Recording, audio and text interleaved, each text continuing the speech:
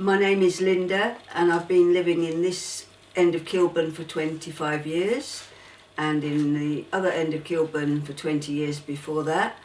So I guess I'm nearly a Kilburn person. About 15 years ago I've discovered Kilburn Older Voices Exchange, Cove, and that was something I stumbled on by accident, and I've become very involved with them. So Kilburn Older Voices Exchange has been going for about 23 years. One of the very first issues was that older people going out need to sit down. So there was a campaign to find out where the benches were, and Camden gave us a map which was completely out of date, and we located broken benches and missing benches and dangerous benches. And it's been a campaign ever onwards from the founder of Cove to get new benches. So there is always money available. That doesn't seem to be the problem. The problem is people don't want a bench in their backyard. So I don't want people sitting outside my property. But we sort of insist, and we get these benches in places like Shoot Up Hill, which is a bit of a drag upwards for people. And the latest success was 4 years holding the money from Brent, who at last gave in and let us put the benches where we wanted them. Or, you know, we'd suggested loads of places. You can imagine the research that goes into this. And my other bench story is the fact that a gentleman who used to walk through this estate often chatted with me and said, I think you should have a bench on Webb Heath. And we don't have a bench anywhere. And he said, well, look, I'm going to die very soon. And he put the £500 in an envelope, came past me one day and said, get a bench, Lynda. And I was lucky I was able to get a bench for that price. The interesting story was it was the wrong fixing for the bench. So Amberol, I'll give them a plug, were very kind and said, right, we'll give you the right bench, and now you've got two. And now, straight away, people came to me and said, can we go in there and do such and such? I said, it's for everybody. And very recently a lady came up to me and said, Lynda, you put the benches there, you've attracted the druggies in there, it's your fault, Lynda. We don't, you know, lock the garden up. It's a little community garden that was just a derelict space.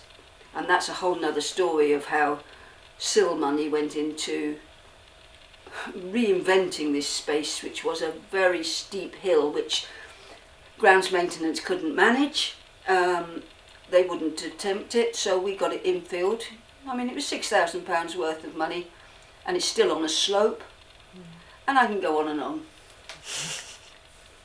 The benches on the High Street and around West Hampstead,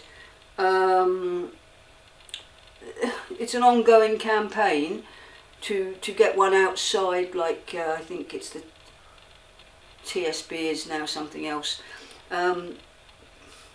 Can't remember the name of the bank, but one of our Cove people got a little plaque put on it, so you can dedicate your bench if you want to.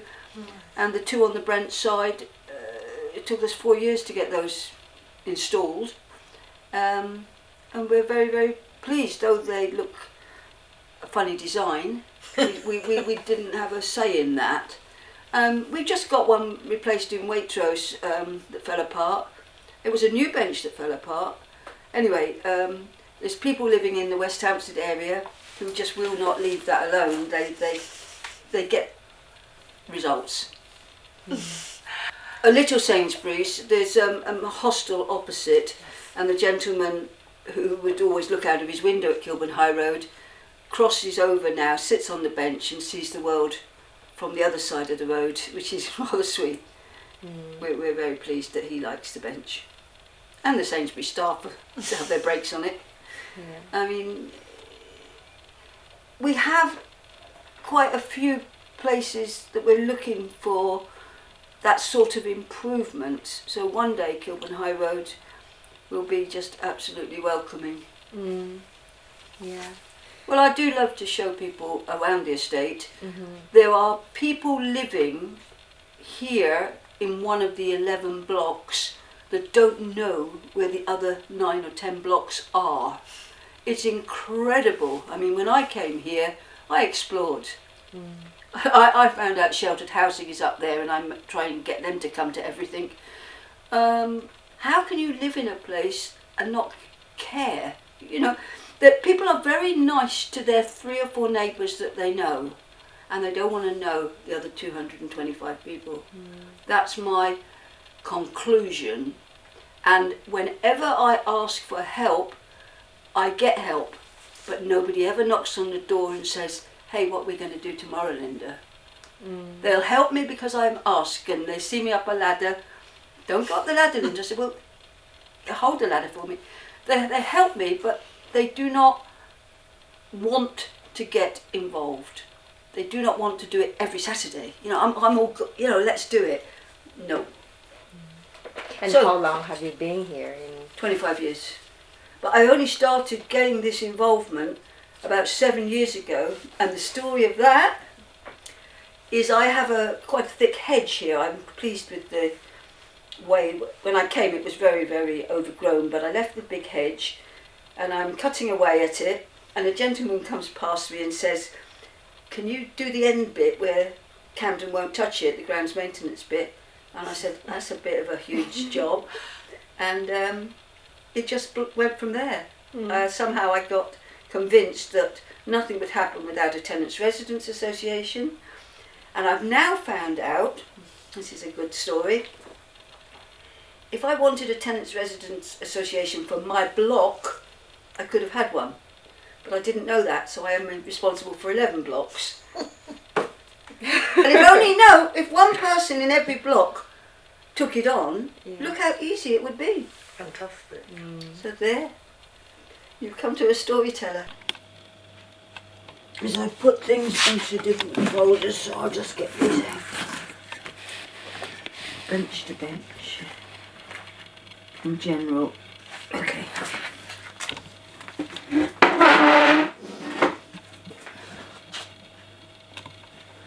So, because money is needed on the estate to make any repairs or improvements, I was persuaded to form a tenants residents association, and I discovered a lot of I'll say apathy towards that, because the previous tenants residents association had got into financial trouble. Anyway, I carried on. I got paintings on the walls, we've got murals everywhere. I got fences replaced. All sorts of little things were achieved, and at the moment I'm having quite an argument about the state of the paths, which I think are quite dangerous. So I campaign, and I do get some help. If I ask, people are very willing, but they don't sort of come forward and offer. Now, when I became a community champion, that was a great help, and you might see that Francesca has made an image of the golden gnome, which was a little prize for gardening. I was the only contestant, so I got the prize. It's a shame people don't get involved. And if I talk now about belonging to one Kilburn, which has been going over a year, that has brought many organisations together, and I particularly get a great deal of support from Community Association of West Hampstead. I very much support State of Mind, which has managed to get the Play Hut open. I am a trustee of the Sidings, so I'm there quite often. In fact, twice a month they let us, for a very small fee, have a room there, so older people can meet together. And those older people are basically the remnants of a stroke group that Cove used to run. We go to sheltered housing to do a film club once a month. We go to the Kilburn Theatre, the Tricycle, once a month, and discuss matters.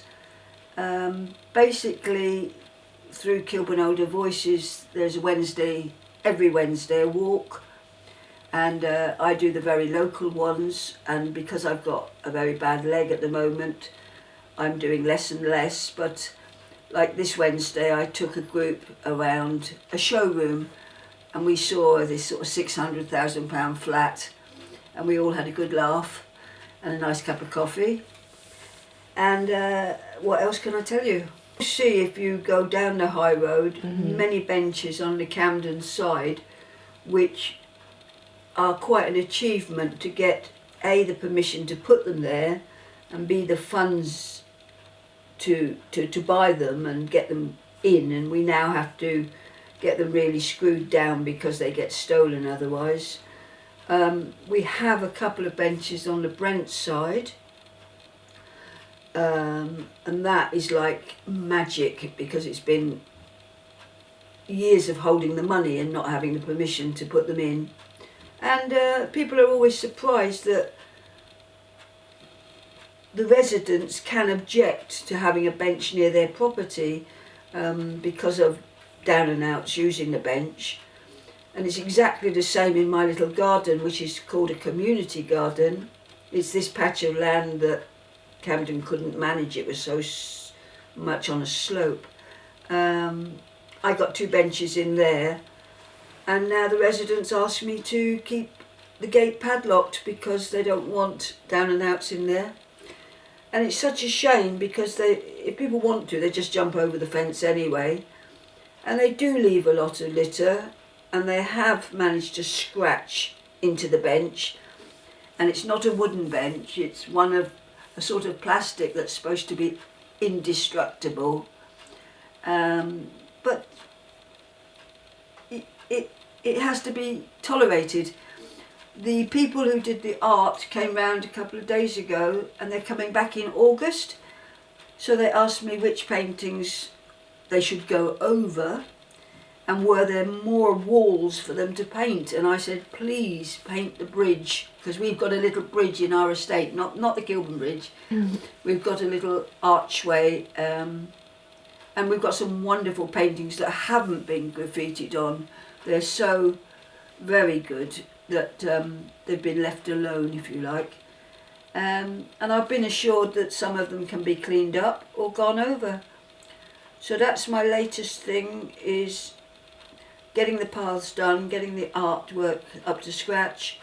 And my storeroom, which was agony to get from Camden Council, I now have to get them to stop it flooding. So they've been 2 or 3 times and said it's too big a job. And because I am part of the district management committee, I can simply get the price of doing that job, which is quite a big putting in drains. Then I can ask all the other tenants' residents associations, do they support me that money can come. So Camden keep a great big pot of money, they say £100,000, and they say, right, who wants it? And you can get it without fail, but the hardest thing is getting a price for the jobs. So I learnt this over the years. You can't just go to any builder or anybody. There have to be people that Camden approve of.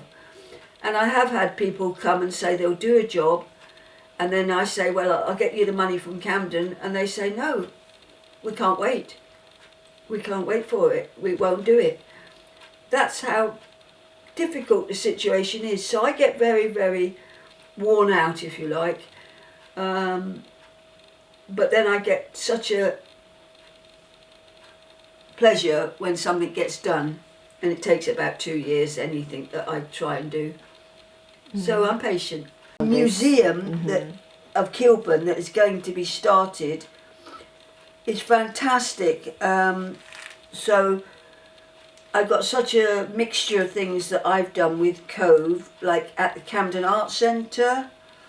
We had a course there. We had a little show that we put on at the Kiln, and as older people.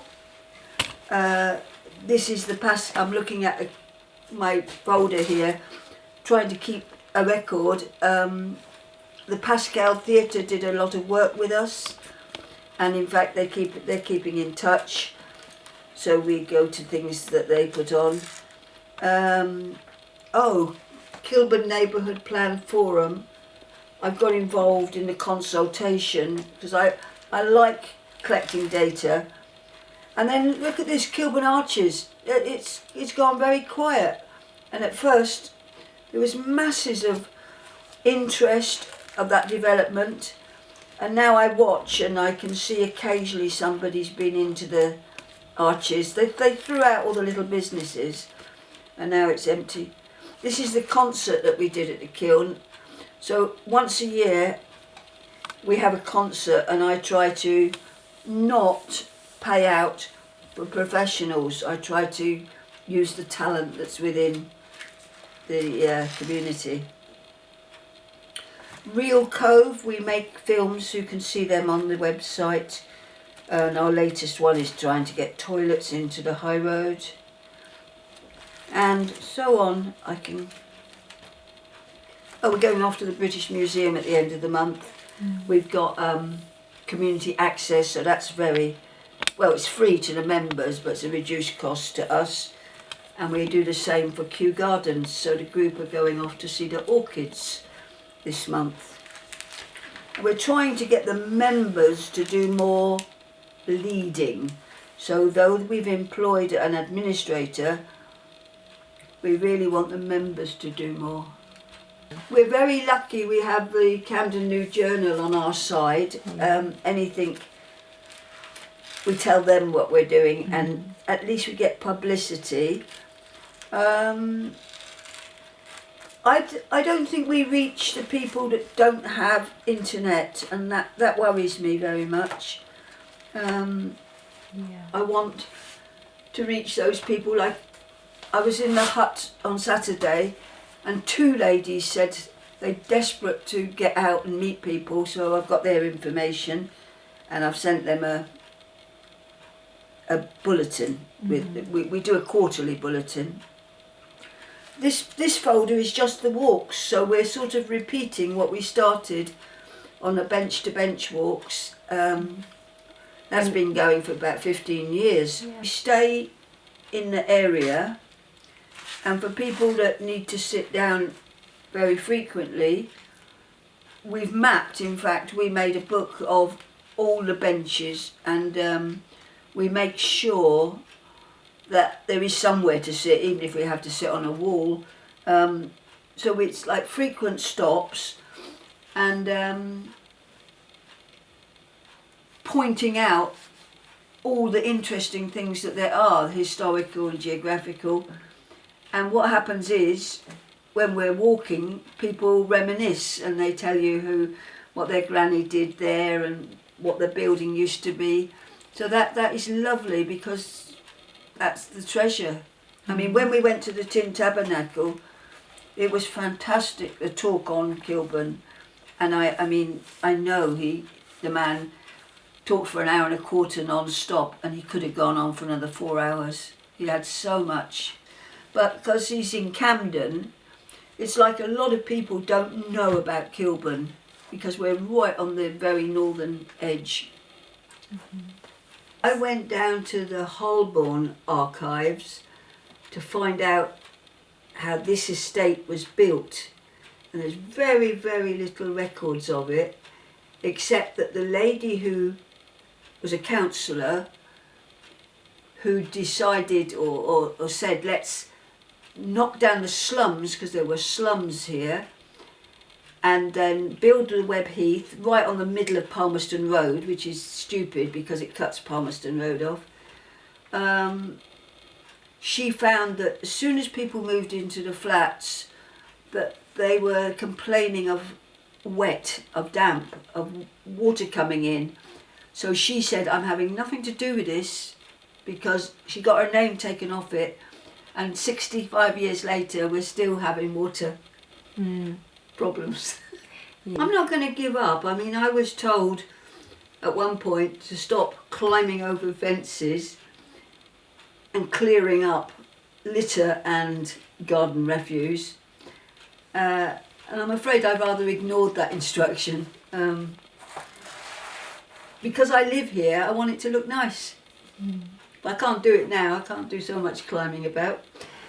But there are other ways. I mean, I have got this weekend a father and son who don't live here, who want to be out doing stuff, and they came 10 days ago and they're coming back. I am so pleased to have help.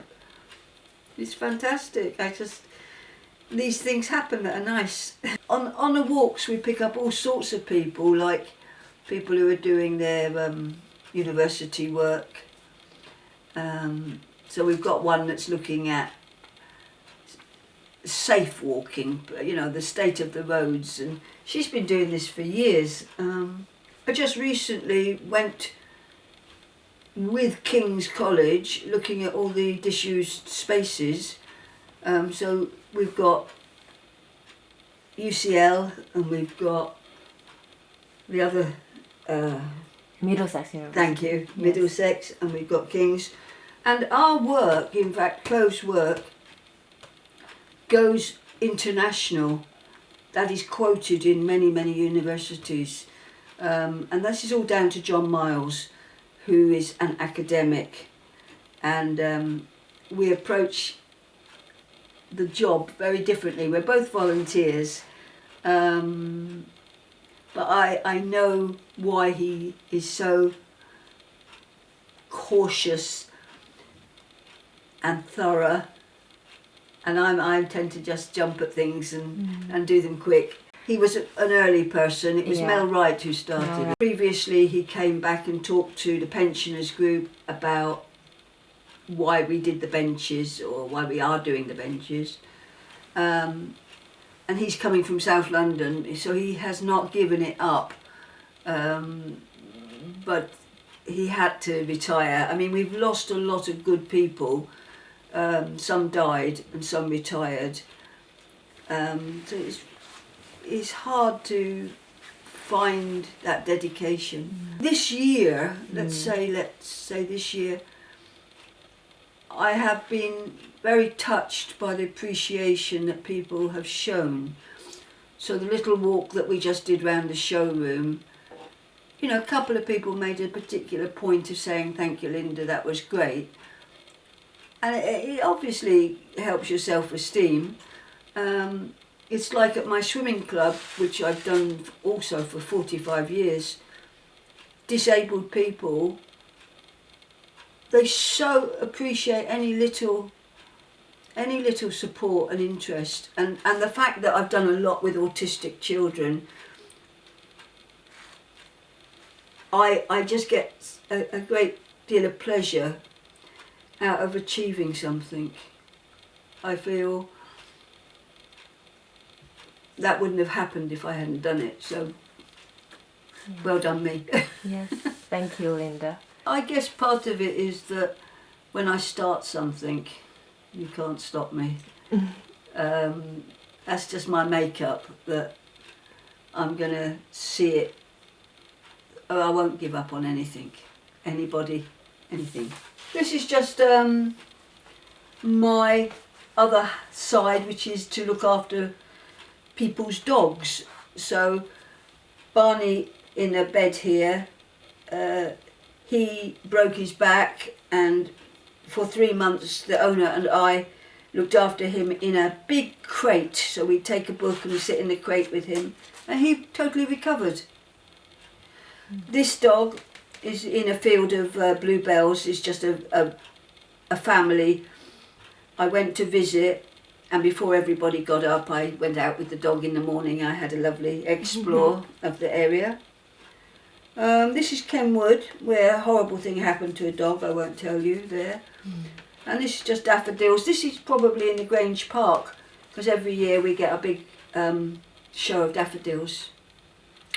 And this year they won't give me bulbs for the estate, because I've sort of got used to having a big handful of big box of bulbs, and they said no, they weren't put in properly by the grounds maintenance last time, so they're not going to give me the bulbs. So I've got enough money in the funds. I've got reserved funds for the community garden, so I can go and spend a bit.